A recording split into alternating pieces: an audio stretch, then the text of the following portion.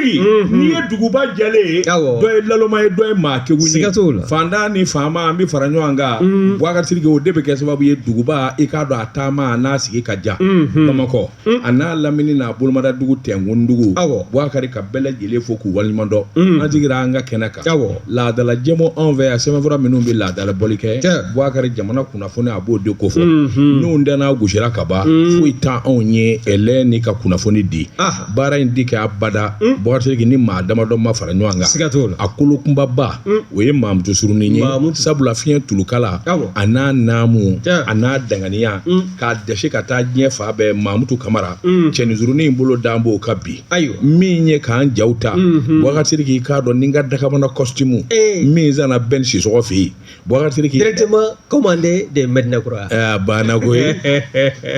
Boubacar Sidiki i k'a dɔn Sylvie Vartan ale bara k'an jata k'a fili bi ye ntɛnɛn ye bi ye duwakun daminɛ ye diɲɛ duguba bɛɛ lajɛlen ye kelen ye ntɛnɛndonya fɛ duwaku bi daminɛ baaraw bi daminɛ bɛɛ lajɛlen bi bɔ i ka so ni ka baarakɛyɔrɔ sɛgɛrɛ walima dahirimɛ bi sɔrɔ yɔrɔ min ka yen sɛgɛrɛ ni y'an garilen ɲɔgɔn na mototigi ni sennama mobilitigi Boubacar Sidiki a na k'i ɲɛna ko dugukolo wulitɔ don nka i mana tugu a dɔw kɔ ka taa se u bi taa jɔyɔrɔ min na Boubacar Sidiki n'a dɔn k'a fɔ dugubakɔnɔma a fɛɛrɛ ti ban min ye Mamutu Kamara ye n'a sɔrɔla ko ye ɲɔgɔn sɔrɔ Tijani Hami bara k'a sɔrɔ a sigilen don a ka bureau kɔnɔ Libreville n'o bara k'an lamɛn ɛlɛ ni baara ɲɛna o tuma a k'a dasi a kan Boubacar Sidiki ne bɛ n bolo Boubacar don n bi bɔ ni sɛbɛn ye sɛbɛn min n'u k'a ma Nouvelle Horizon ɲɛdankura Boubacar Sidiki sɛbɛnfura fɔlɔfɔlɔ minnu bi ɲɛgɛn jamana kɔnɔ i k'a dɔn ale de y'o ye sɛbɛnnikɛla min ye Seydou Konatɛ nin y'a ka fasiri ye ko fini kana a labilala Segu Boubacar Sidiki i k'a dɔn waati kun kɛra a fɔra Segu min ye bɔli ye sufɛ a ka dabila mobiliw sennama hadamaden maa si man ka ɲɛ bɔlɔnfuranjɛ la Boubacar Sidiki a dabɔkun kun ye lakana de ye min ye kunnafoni in sɔrɔla commissaire général de brigade de police Suleiman ni Awa Traoré n'ale ye Segu gouverneur ye a kɔni kun ye nin dabali in tigɛ sabula sɔmin kun kɛlen don k'a fɔ Bamanjuw b'u ɲaami jama na u bi don doncogo bɛɛ la a caman kɔni kun ye sufɛla ye n'a ma ɲɛ o kɔ o tuma a ka woloma ni k'a fɛsɛfɛsɛ ka bɔ ɲɔgɔn na dugudenw aw ka s'a yɛrɛ la sabula min ye su maa ko bɛɛ ka to i ka so kɔnɔ an ka se ka lariweli kɛ ka dugu fura ni k'a sɛbɛkɔrɔjɛ Boubacar Sidiki jamana sariyabolo caman b'o ko fɔ ni sɔmin kɛra k'a fɔ gɛlɛya bɛ jamana kɔnɔ Boubacar Sidiki jamana dun yɛrɛ ka lakana kama a ka kan min ye nin dabali ye i k'a tigɛ o de la u ko min ma to a kan na couvre-feu a kun sigira sen kan Segu sibiri tɛmɛnen Boubacar Sidiki k'a dɔn fini kana bɛɛ lajɛlen kɔni bila la sa min y'an ka minnu salo ye mission na walima an ka taa an da i k'a dɔn fan wɛrɛ fɛ n bɛn diyaw la sisan kɔni a latigɛra awɔ a ye fa b'i la o ja min tigɛlen kun dɔn anw na Segu y'o dɔn Boubacar Sidiki sɛbɛnnikɛla ko a ko nin ko in kɔni a kun jɛra sibiri tɛmɛnen nka o n'a ta bɛɛ min kɔni ye janto n yɛrɛ la kɔrɔko ka di Boubacar Sidiki i k'a dɔn duguden bɛɛ lajɛlen kan ka k'a damata lakanabaa ye ka k'a damata sɔrɔdasi ye sabula nin fɛn o fɛn kelen filɛ nin ye nin bɛɛ bɛ kɛ lakana de kama ani dugudenw kama Boubacar Sidiki i k'a dɔn dantɛmɛwale ani n t'a dɔn n bɛ min kɛ an kan k'an yɛrɛ kɔlɔsi o la jamana in bɛ yɔrɔ min na bi Boubacar Sidiki bɛɛ lajɛlen ni kɔlɔsili ka kan nin kun ye sɛbɛn ye an ye min bɔ Nouvelle Horizon kɔnɔ ɲɛdankura Nouvelle Horizon an bɛ u fo mɔgɔ dɔ tun wara ni n tɛgɛ don ni sɛbɛn bɛ bɔ sɛbɛn min ko a ma ko 22 septembre yɛlɛma hɔrɔnya don maa min ka fasiri ye nin ye ka jɛ k'a sɛbɛn nin y'u ka fasiri ye u ye mun fɔ ko min ye anw ka premier ministre kɔrɔ ye Musa Mara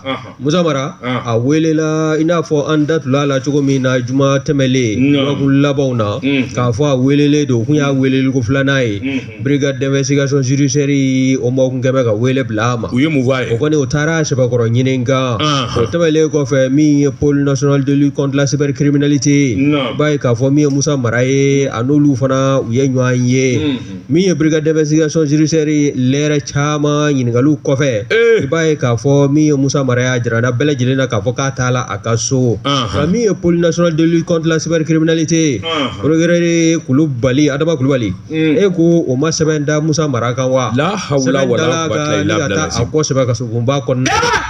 awɔ a ye de kule i b'an ka micro fara wa aminɛna kɛ Allahu akbar kabi juma do Musa Mara a b'a la ka sunɔgɔ kɛ kasoba kɔnɔna na Allah min ye jalaki minnu t'an bɛ ka ɲɛsin a ma o de ye ko a kɛn bɛ ka kankara kɛ ka ɲɛsin fanga min n'o bɛ sen na sisan n'o ye camancɛla fanga ɲɛmaaw ye opposition à l'autorité légitime o y'a tubabukanama ye wa a bɛ ka maaw wele ka maaw su ni ka kɛ ɲaamili fɛɛrɛw tigɛli kan incitation ou trouble à l'ordre public n'o fana bɔla yen a kɛn bɛ ka kunnafoni don sansalama a yɛrɛ ka pagew kan n'o b'a ka compte Twitter kofɔ min kɔni bɛ se ka kɛ sabu ye sa ka se ka manifu hakili ɲaami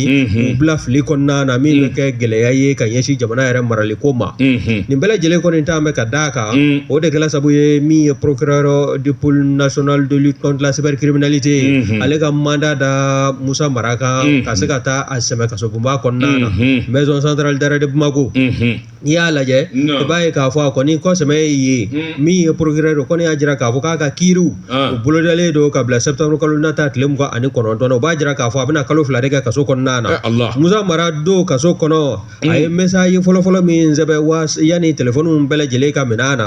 a ko k'a b'a ɲini a kanubaaw bɛɛ lajɛlen fɛ ale bɛ don politique la don min na a sigin bɛ ni nin ye wa min y'a ka kasange politique a don politique la a taar'o san ni ka n'o lamara a kɛrɛfɛ wa kasoladon k'o tɛ a bɔ a ja kan wa a bɛ laɲini min kɛ ka ɲɛsin a kanubaaw n'a ka tɔnden tɔw ma bɛɛ lajɛlen k'i hakili kɛ kɛlɛw bawo min ye nin taabolow ye politique ani jamana baara nin bɛɛ lajɛlen bɛ a kɔnɔna na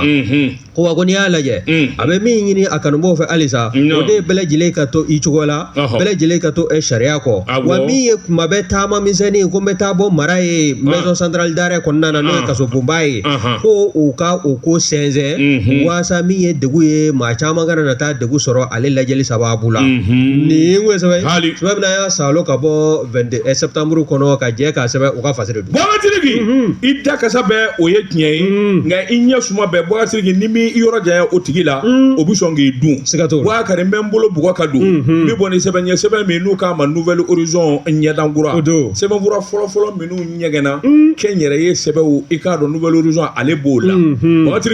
a k'i k'a dɔn o taama kelen ani i k'a dɔn o dɔdɔlenma kelen min ye o bɛ Choguel Kokala Mayiga nɔfɛ yalima jamana in premier ministre yalima e ko a ka di de ye Boubacar kɛ a ban o ban dɔdɔlɔmani ani sɛgɛsɛgɛli na k'i nɔfɛ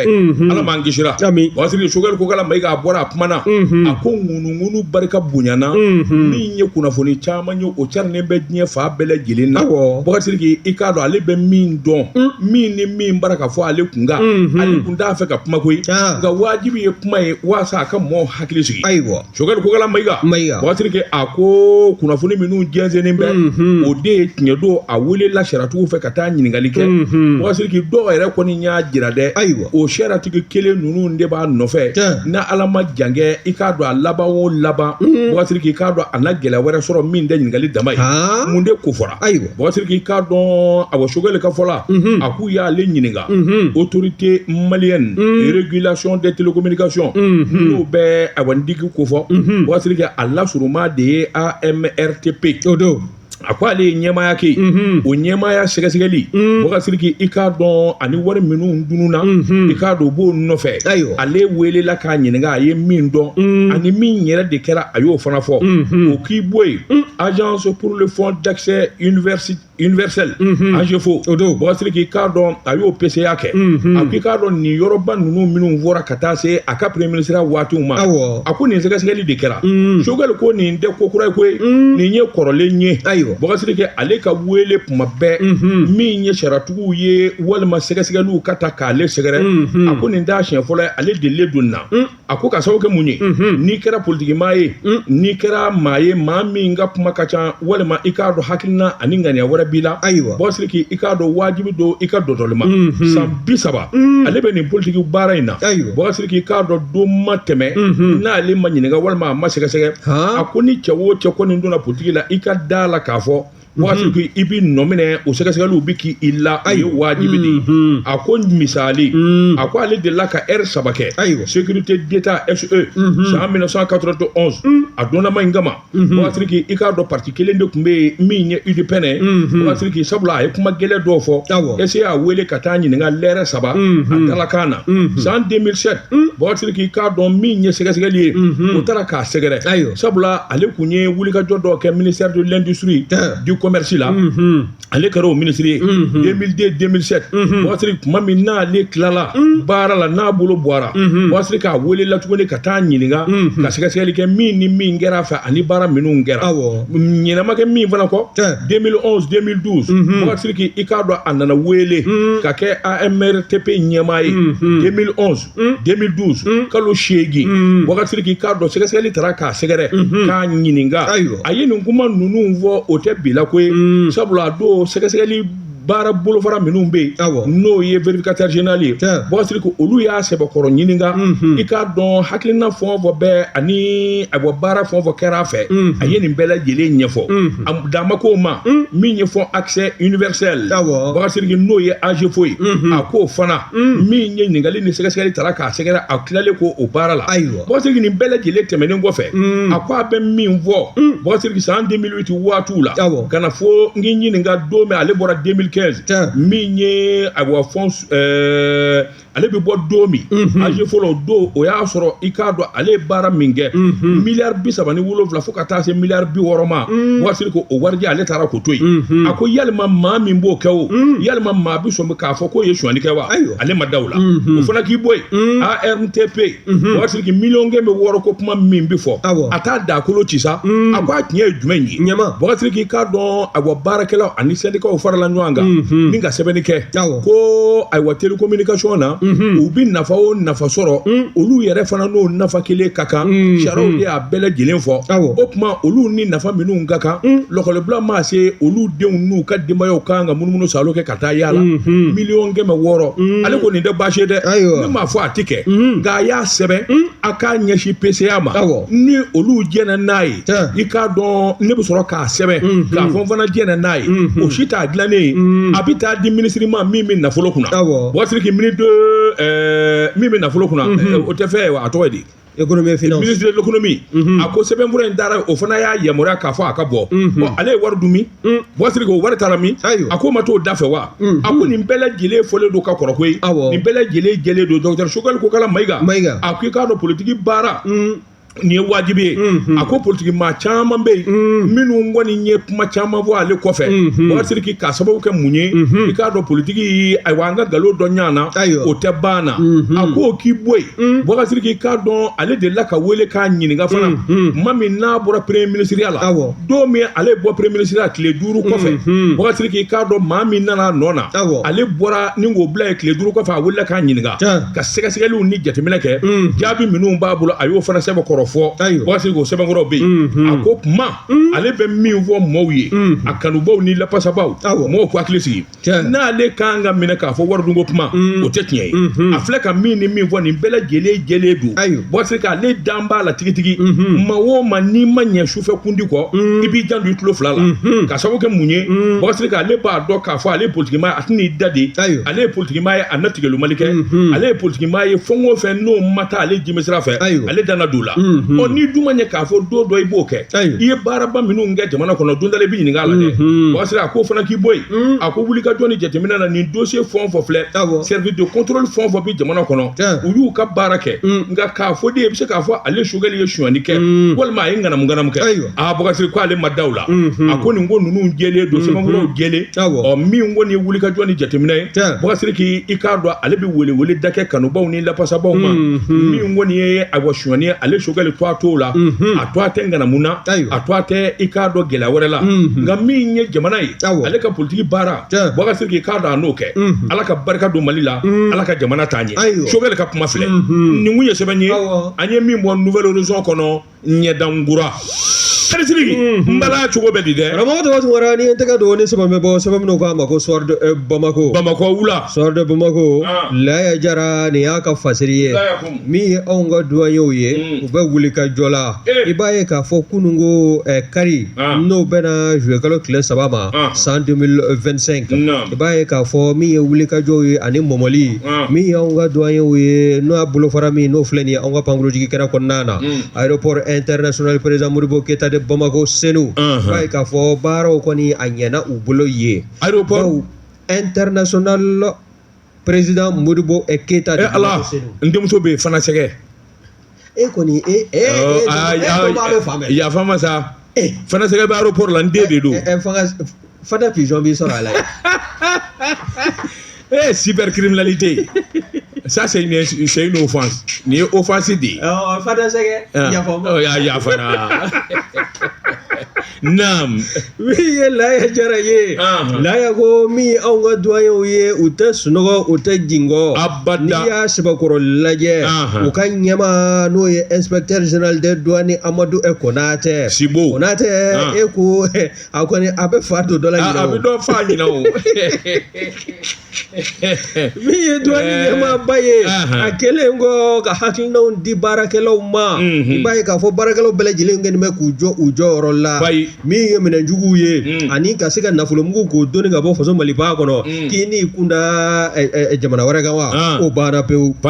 bawo n'i y'a lajɛ karido anw ka jagokɛla dɔ n'o ye commerçant dɔ ye a tun b'a fɛ ni ka taa Dubayi warimugu min n'o cɛla ka don a kɔngɔ na wari ale ma ɲɛfɔli k'a kan a ma perepere-latigɛli kɛ ka ɲɛsin douaniers ma min ye a tun bɛna vol min fana ta o de ye compagnie Ethiopian Airlines ye Ethiopian Airlines yana a bɛ don pankulu kɔnɔna na i b'a ye k'a fɔ bagage olu sɛbɛkɔrɔ larawela o larawelen kɔ min ye euro wari 12 000 euro ye o de yela a kunna i y'a sɛbɛkɔrɔ lajɛ i b'a ye k'a fɔ e ye commerçant ye e bɛ taa Dubayi kɔsada in na sɛgɛsɛgɛliw kɔni y'a jira sa k'a fɔ nafolobamugu kule o bɛ bɔ jamana in kɔnɔ ni k'u kunda Dubayi jamana o de kan nka o taabolo min filɛ nin ye sariya bolo dɔw kɛn bɛ k'o kɔn kosɛbɛ nafolomugu jɛ o man ka ye i bolo ka taa se hakɛ dɔ ma e b'o doni ka bɔ jamana da fɛ k'i bɛ taa jamana wɛrɛ la bawo maaninfinw bɛ siran fɛn min ye o de ye an bɛ lakanabaliya jatigɛwale baara minnu b'a la ka kɛlɛ sisan ni min ye ka wari ko k'a jɛ an ko blanchiment d'argent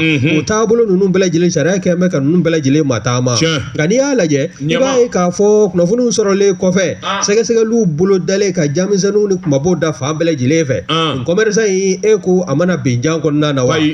a sɛbɛkɔrɔ ɲininkana nin 12 000 euro in e kɔni e b'a la ka taa mini ne b'a la ka taa sanni de kɛ n b'a la ka taa Dubayi ko e kuma e t'a kalama k'a fɔ wari hakɛ dɔ bɛ o jɛ o man ka ye e tɛgɛ kɔnɔna na yanni ka don pankulu kɔnɔ wa ɲininkaliw t'a la ka sɛmɛ a la wa n'i y'a lajɛ i b'a ye k'a fɔ kalo damadɔ ka kɔni kununko kari ɲɛ i b'a ye k'a fɔ min ye douaniers-lakaw ye u ye nin warimugu caman fana u ye tɛgɛ da a caman fana kan o dɔ bɛ tali kɛ min ye 500 000 euro ye tɛgɛ dala o kan 70 000 euro tɛgɛ dala o fana kan 13 300 dollars américains tɛgɛ dala nin bɛɛ lajɛlen kan nka hakilinajigi halisa douaniers u tɛ sɛgɛn u tɛ ɲina san 2024 i b'a ye k'a fɔ u ka bolofara min bɛ yen n'a bɛ wele ko antenne de ciblage de la direction du renseignement et des enquêtes douanières o cellule spécialisée min n'o filɛ nin aéroport kɔnɔna na dɛ u y'u tɛgɛ da fɛn min fana kan o kɔni o ye euro wari 200,000 ani 70 270 000 euros ye de ni k'i b'o convertir CFA la o bɛ sɔn ka caya dɛ a ka ca dɛ n'i y'a sɛbɛkɔrɔ lajɛ wa a safurulayi o tɛ dɛ min ye euro wari 1,000,000 ni nin b'an fa 1,270,000 euros non ça c'est trop a y'o de doni tɛgɛ dala o kan k'a sɔrɔ siraw bɛ yen i b'a a bɛ bɔ sira minnu fɛ tɔrɔmɔɲɔ min bɛ sira ye jamana nin yɔrɔ dɛ a bɛɛ kun y'o de ye n'i y'a ko ta k'a lajɛ 2024 i n'a fɔ n y'a f'i ye cogo min na euro wari ye o miliyɔn 1 a n'a kunkan fɛ o kɔni o de minɛna anw ka duwayelakaw fɛ nin maa ninnu na minnu tun b'a fɛ ka den ka bɔ ni wari ye nin bɛɛ lajɛlen b'a jira k'a fɔ wa wari minɛli dɔrɔn tɛ koyi duwayelakaw u kɛn bɛ k'u cɛsiri min fana fɛ dumunikolon doli an ka jamana kɔnɔ k'u tɛ don n'an b'a wele ko viande avariée ka taa se ɲɛnɛminifɛnw ma cocaïne bɛ o la cannabis fo ka taa se médicament contrefait o de ye fura minnu n'o sinaw dilan bɛ k'u bɛ don anw ka jamana kɔnɔ ka taa se pâtes alimentaires ma hali sanu ani fobiyew n'a ɲɔgɔnko nin bɛɛ lajɛlen kɔni dɔ y'o kɛn bɛ k'u jɔ u jɔyɔrɔ la jamana in a tɛ dafiri u jɔlen ɲɛna nin kosɛbɛ tuma min na y'a salo ka bɔ essor de Bamako kɔnɔ Laya Jara a ka fatiri Bɔsiriki jagɛlɛya mana maa min bila boli la Bɔsiriki ni m'i jɔ k'i kɔfilɛ i laban na kɛ cɛkolon ye Bɔsiriki n bɛ bɔ ni sɛbɛn ye sɛbɛn min n'u k'a ma le témoin sɛrɛ a bɔra ko siɲɛ 400 50 ani siɲɛ 9 o don Bɔsiriki minɛni dama tɛ douaniers ka kɛrɛfɛ mɛriw o kɛlɛli dama tɛ ka wari fana ɲini k'a firi wagande kɔnɔ Bɔsiriki k'a don doni dan b'u kunna Amadu Konatɛ kɔni a laban a na kɛ juifu ye walima maa min bɛ wari a n'a kɛ maa min bɛ wari kɔni wurudi n'a bɛ suru wagade kɔnɔ nin bɛ se ka kɛ kɛcogo jumɛn Bɔsiriki kalo 1 miliyari 80 ani miliyari 4 kabini Ala ye jamana in da nin ɲɔgɔnna ma deli ka kɛ douanier fɛ fɔlɔ sɛbɛnnikɛla ko service de douane Mali kɔnɔ Bɔsiriki yalima ninnu i ka d'u kɛn bɛ suba ye wa a ko min ye Amadu Konatɛ n'a jɛɲɔgɔnw ye directeur général Amadu Konatɛ i ka dɔn san kalo 12 a ti foyi ma cɛ in si jɛ nin kɔ a kunkolo bɛɛ kɛra si jɛ ye e nin ye hɛrɛ e kelen la hawla wala quwwata illa billah lazim Bɔsiriki sigi kun kelen do ka min kɔnɔ tɛmɛ karo kan Bɔsiriki sɛbɛnnikɛla ko a ko douaniers ka recette ma kun di da ka miiri abada jamana bi gɛlɛya ni degun min kɔnɔ maa kelen bɛ se ka miliyari 84 fara ɲɔgɔn kan kɛrɛfɛ mɛriw bɛ sen na kɛlɛ bɛ sen na nganamu bɛ sen na Bɔsiriki nin kabako ko ninnu i bɛ nin ye Amadu Konatɛ n'a jɛɲɔgɔnw de la a ko douaniers u ka bolofara bɛ yen kelen o kelen miliyari caman de dasi ni kana di Amadu Konatɛ ma jamana nin yɔrɔ filɛ sɛbɛnnikɛla ko a ko kɛrɛnkɛrɛnni ɲɛna direction des renseignements Bɔsiriki ɲinɛ kana k'olu kɔ guichet unique Bɔsiriki ninnu kelen o kelen a ko ka taa bila service bolofara wɛrɛw la an gini kɔni ye miliyari 1 miliyari 2 ye Bɔsiriki sɛbɛnnikɛla ko n'i ye bureau de douaniers ta min bɛ a jamana kɔnɔna na Bɔsiriki u bilama kɔni gɛn bɛ n k'i ɲini ka nafolo ɲini ba ye min ye jamana wagandiba ye Bɔsiriki ma a bɛ se ka fɔ bi tabarikala n'i y'a ye jamana ma jɔ Bɔsiriki foyi kelen tɛ jamana in kɔnɔ min jɔra a ko douaniers nɔ b'a la min ye nafolomugu sɔrɔli Bɔsiriki sabula kɛlɛ ti kɛ abada ni wari tɛ minɛn tɛ sɔrɔ wari kɔ Bɔsiriki wari ɲini ba a kɛrɛnkɛrɛnnen o kɛra Amadu Konatɛ n'a jɛɲɔgɔnw nin kun ye sɛbɛn ye an ye min bɔ le témoin kɔnɔ sɛrɛ karamɔgɔ tɔgɔ tun kɛra le témoin ne y'o bila min ye info matin bɛ o ta sɛbɛnfura ye nin y'a boli ko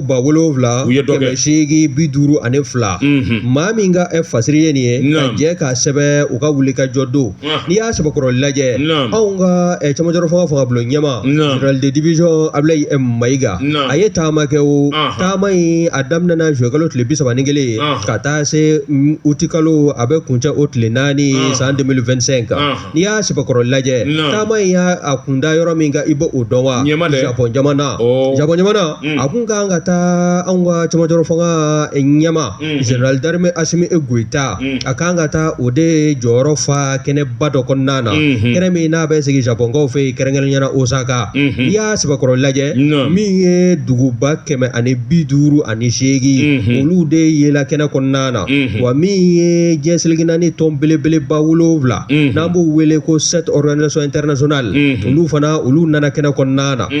nka n'i y'a lajɛ kumaw kɔni taara sigi fɛn min kan ko yalima ko sini o bɛ se ka kɛ dama ye cogo min na o fɛɛrɛw ka tigɛ joona wa n'i y'a lajɛ o bɛ se ka kɛ nafasɔrɔ sira ye cogo min na ka ɲɛsin anw ka faso Maliba ma hakilinaw kɔni jagabɔla ni ka ɲɛsin o taabolo ma min ye premier ministre ye a kɔni a ka taama in juru la maaba caman tun bɛ a nɔfɛ waasa min ye kɛrɛnkɛrɛnnenya anw ka sɔrɔ bosobaw olu fo ka taa se an ka ministre ma caman olu taamana nɔfɛ dɔ bɛ tali kɛ ministre de l'industrie du commerce kan Musa Alassane Diallo ka taa se Mamu Dafe ma an ka seko ni dɔnko n'o ye culture ye o ministre fana o tun bɛ taama na ka n'i y'a lajɛ i b'a ye k'a fɔ sibiri don n'o bɛnna uti kalo tile 2 ma san 2025 o kɔni o kɛra su kɛrɛnkɛrɛnlen ye ka ɲɛsin seko ni dɔnko ma min senfɛ anw ka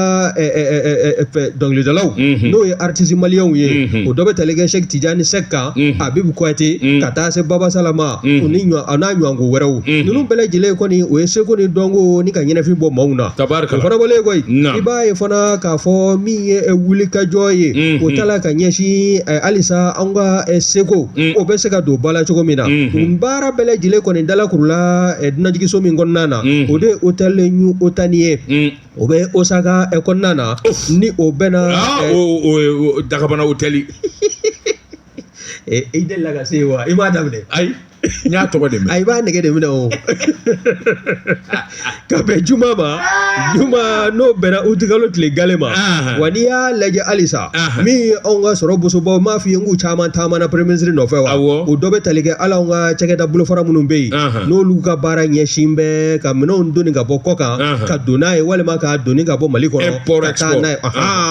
agence pour la promotion des exportations APEX Mali ka taa se agence pour la promotion des investissements Mali ma an ko API Mali nin bɛɛ lajɛlen tun bɛ premier ministre nɔfɛ waasa taama a bɛ se ka kɛ nafa ye cogo min na wa n b'a jigi fana k'a fɔ taama a kɛra nafa ye bawo min ye fasirikɛla ye a kɔni y'a jira k'a fɔ nin taama in a kɛra kunnawolo da ye bawo min ye hakilinaw ye olu ye ɲɔgɔn sɔrɔ premier ministre taamana ni maa minnu y'a nɔfɛ olu fana kunkanɲɛ ɲɔgɔn minnu n'olu bɛ Japon jamana kan n'o ye a sɔrɔ bosobaw ye ka taa se commerçant misɛnw ni kumabaw ma u ni ninnu bɛɛ lajɛlen kɔni ye hakilina falen kɛ min ye premier ministre ye dɛ a ye taama a y'a kunda min ye Japon jamana kɔnɔna na yɔrɔ kɛrɛnkɛrɛnlen min bɛ yen n'a bɛ wele ko Panasonic Energy Panasonic Energy a taara ye o entreprise olu ka baara ɲɛsin bɛ batterie lithium de dilanli ma a taara munumunu salo kɛ ye a n'u ye ɲɔgɔn kumaɲɔgɔnya o kumaɲɔgɔnyali o fana kɛra ndama ye bawo min n'a seginna olu ni anw ka jamana u kan k'u tɛgɛ di ɲɔgɔn ma cogo min na jamana fila bɛ se ka nafa bɔ cogo min na n'a hɛrɛ a bɛ yɛlɛ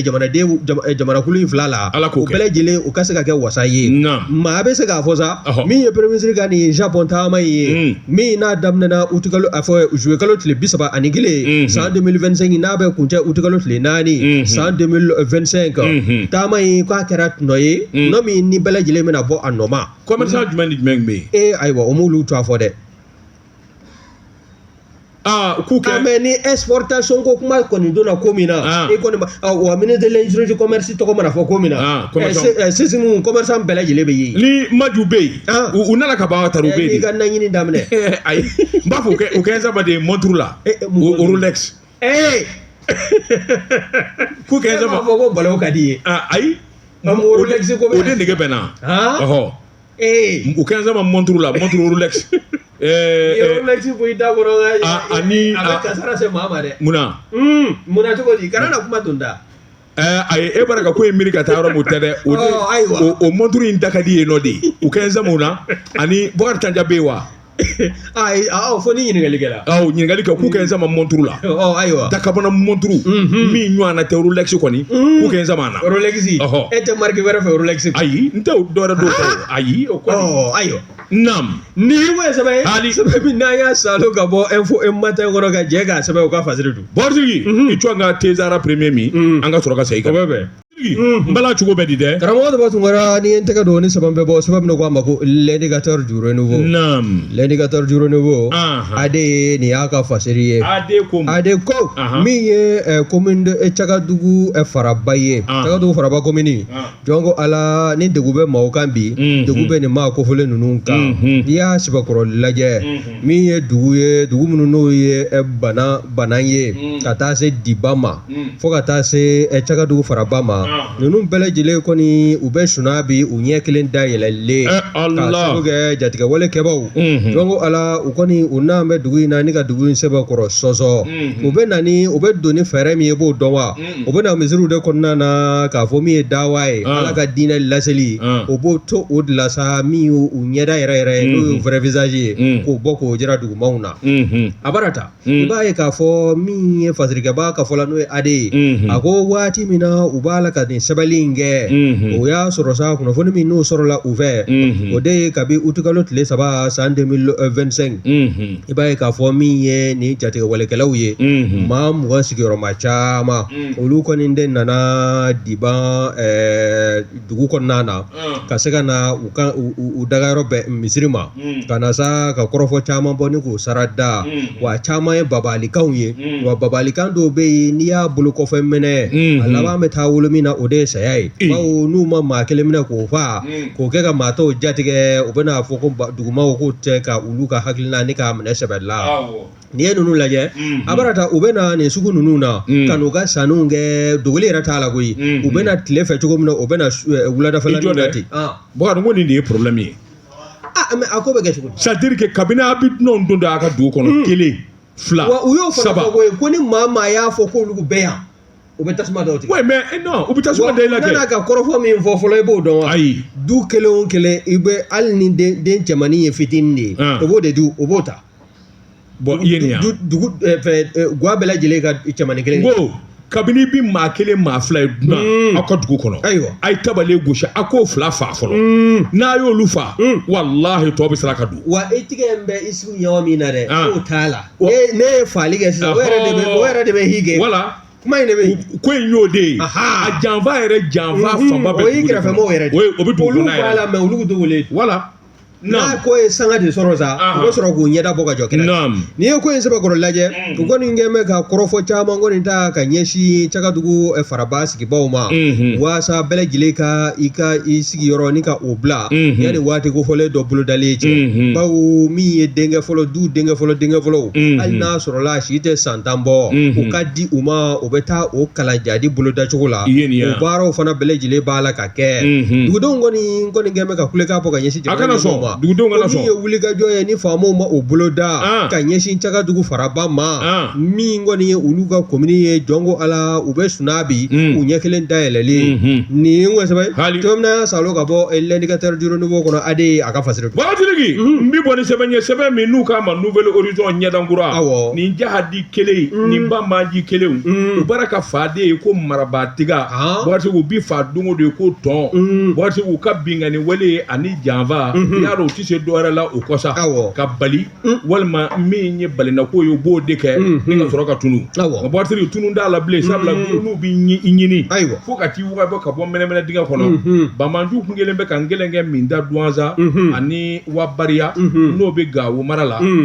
Bagatigi i k'a dɔn cɛ duman caman dora yen armée n'a ye a wa wulikajɔ bolo da sabula ninnu kelen bɛ ka mankan min kɛ u kun kelen bɛ ka ayiwa n kelen kɛ de da an ka sɔrɔdasiw ɲɛ nin kɛra dimanche tɛmɛnen sɛbɛnnikɛla ko u kɔni ɲɛna sa u bɛna fɛɛrɛ sɔrɔdasiw ma sabula olu ka nin janfa in ni nin maafa in Bagatigi k'u ɲɛna kɔni ayiwa u kɔni bɛna sanga sɔrɔ sɛbɛnnikɛla ko n'i ye jamana in yɔrɔ ta k'a lajɛ bamanjɛ kɛwale minnu b'a la i k'a dɔn u dɔnmanko min ye groupe de soutien à l'islam aux musulmans Jésus ani Jenimu Bagatigi groupe état islamique min n'o bɛ minnu salo la kosɛbɛ Gawo mara la Bagatigi ninnu bɛɛ lajɛlen donnen don jango Wabariya attaquement min kɛra ye kɔsa in na min ye Duwanza fana ye Bagatigi i k'a dɔn Katiba di Masina n'ale Jenimu u tɛgɛ bɛ ɲɔgɔn bolo sɛbɛnnikɛla ko sɔrɔdasiw nana sɔn min kuma min u bɔr'u nisɔndiya Bagatigi n'u y'u dasi k'u fa k'u k'a tigɛ ka kɔnɔ fara Bagatigi kun b'a fɛ ka bingani min kɛ u sina k'u yɛrɛ ɲini ten u tɛ kalo tile fɔlɔ bɔsiriki min ye tɛnɛnkun mara fana ye u kun kelen bɛ ka bɛn jugu labɛn k'u nan kelenkɛ da armée la bɔsiriki nin wulikajɔ ninnu kɔni ye sanga ni waati bɛɛ lajɛlen ye dɔw mana fa u bɛ taa maa wɛrɛ nɔfɛ ka na bɔsiriki ne ko mɔgɔ yɛrɛ man ka sɔmisa k'a fɔ bamanjɛ wale bɔsiriki k'a dɔn a nafa dɔgɔyara siyɔrɔ t'i la dumunikɛyɔrɔ t'i la koyɔrɔ t'i la wa bɔsiriki i k'a dɔn i si man ca fana sabula i b'i fa o tuma hali bi n'a ka bi joli bɛ se ka aw nɛgɛn ka nkalon tigɛ a ye ka taa don ayiwa maafa gende yɛrɛ kɛnɛ kan wasiri ko waati dɔ sera sa min ye nin denmisɛnw ye n'u b'u nɛgɛn wasiri ka t'u don nin kɛwale cɛjugu la nka min kɔni jɛlen don armée tɛ hinɛ maa na dɛ wasiri cɛ o cɛ sɔrɔla nin ko in na i kɛra dɛmɛbaa ye o i kɛra kɛbaa ye o i kɛra kunnafoni dibaa ye o wasiri i mana kɛ diɲɛ yɔrɔ o yɔrɔ i bɛ sila tuguni de nin kun ye sɛbɛn ye an ye min bɔ Nouvelle Horizon kɔnɔ ɲɛdankura nin bɛɛ dasigi an ka bidɔn kibaru la bɔsiri waati dafara anw b'an kɔ kɛ nakɔ colonel Lansana Taba Keita mon colonel Dankɔrɔba a bɛ fo k'a waliman dɔn sisan b'a sɔrɔ a bɛ lafiya bɔ la ale kɔni mana lamɛn a bɛ se ka yɛlɛ ten kwa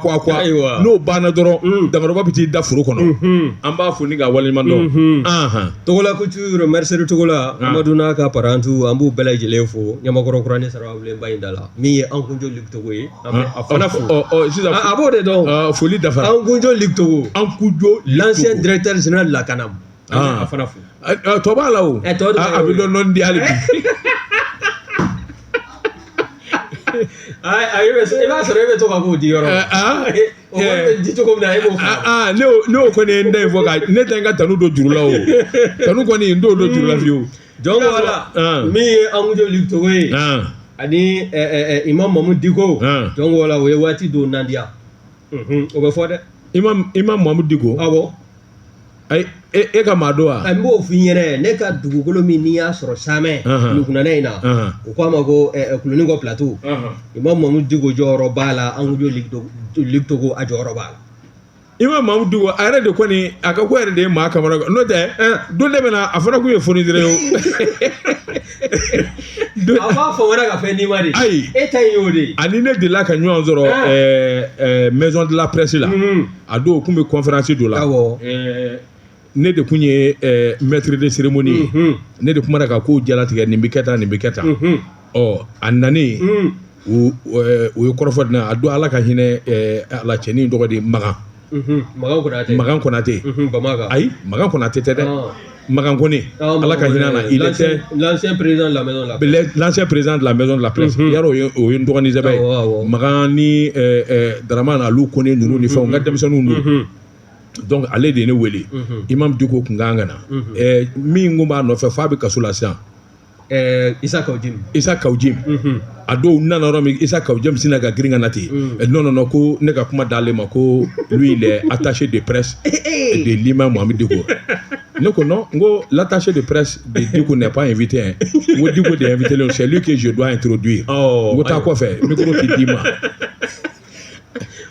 a sina k'a ɲɛ brise Diko an n'a tilalen kuma na a sina ka ne wele ka taa kɛrɛfɛ a ye 100,000 di ne ma wallahi a don a ye 1000 euros de di ne ma 500 billets 2 e ko cogo di ayi n y'o f'i ye n ko a ye don dɔ naja o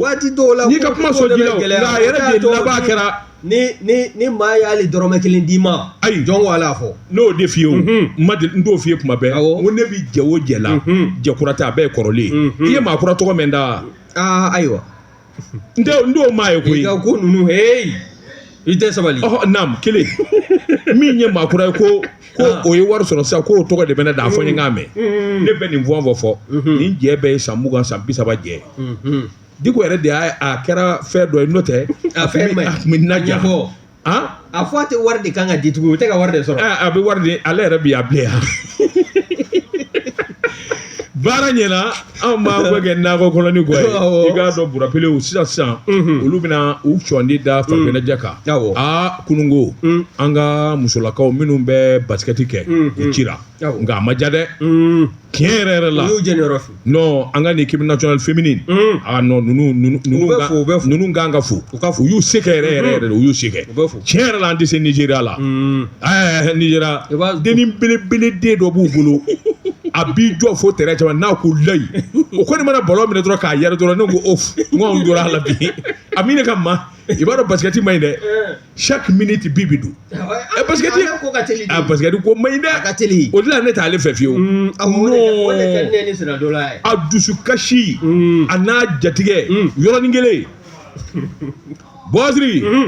to ma dusu in na 20h sagi bɛ kɛ nin kunnafoni kelen kan ni ala sɔnna 21h30 ne bɛ se ka na kumaso in kɔnɔ jɛmukan min n'an ka ma bamanankan kan jɔn de da kan min ye madani tura ale bɛ fɔ ne kɔ sini an bɛ ɲɔgɔn sɔrɔ min ye sɛbɛnkɔrɔ bɛ bɔ ka na olu lakali Sylvie Vartan ale tun bɛ jaw la fiɲɛ tulukala Mamutu Suruni kunnafoni lasili Bouakar Sidiki Daba Tunkara wa salam